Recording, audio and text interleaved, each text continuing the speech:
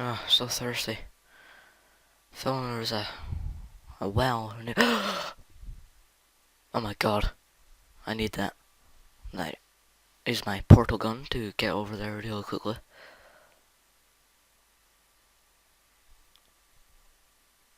Just the blue one down. Now the orange.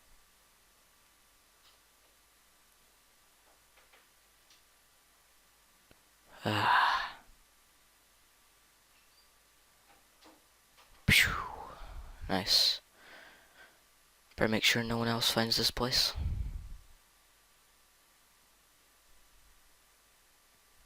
There we go.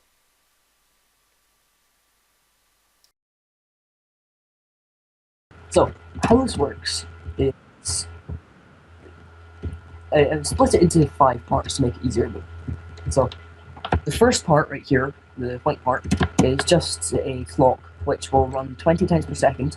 So it gives one pulse 20 times per second. The top one will set this block, this redstone block right here, to like disappear, and the bottom one will summon it again as falling sand, and that just pulses 20 times per second. So this first section here, the orange section, is for the orange portal.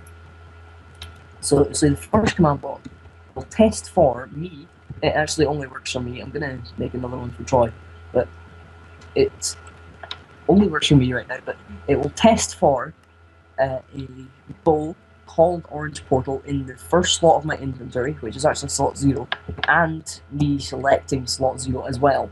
So it has to actually test for 2 things, the bow and me selecting it. So you'll see that when I do select the bow, that's in my first slot, then a couple of things change. This will turn on, this will turn off, and then this will start pulsing because of the hot block. And then that leads into a command block which will test for an arrow. And once it's found the arrow, the rest will then activate, which will summon the sheep.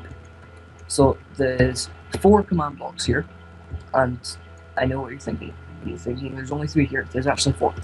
So this first one right here, it will just kill all other orange sheep. So there's only ever one portal in the world. This one right here will summon a new one a split second afterwards. And then that one will then play the particle effect. Now, when I said there was 4, there is actually 4 because there's one under the first one, which also kills all items, because if it didn't do that, you would just have an infinite mutton generator, which you don't want. Well, you might, but it would be a bit overpowered.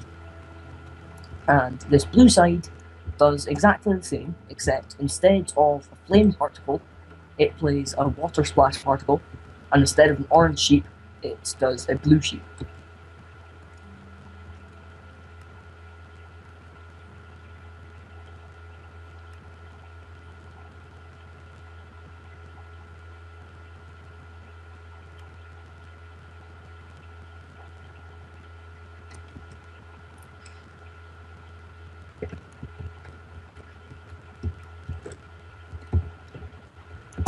So, the next part is for teleporting. This is the purple part.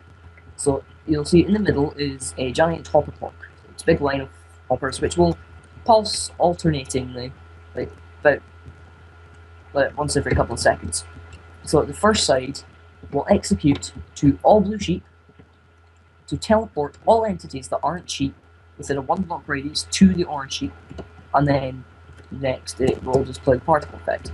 On the other side, it does exactly the same, except it executes to the orange sheep to teleport into the blue sheep, and plays a water splash particle.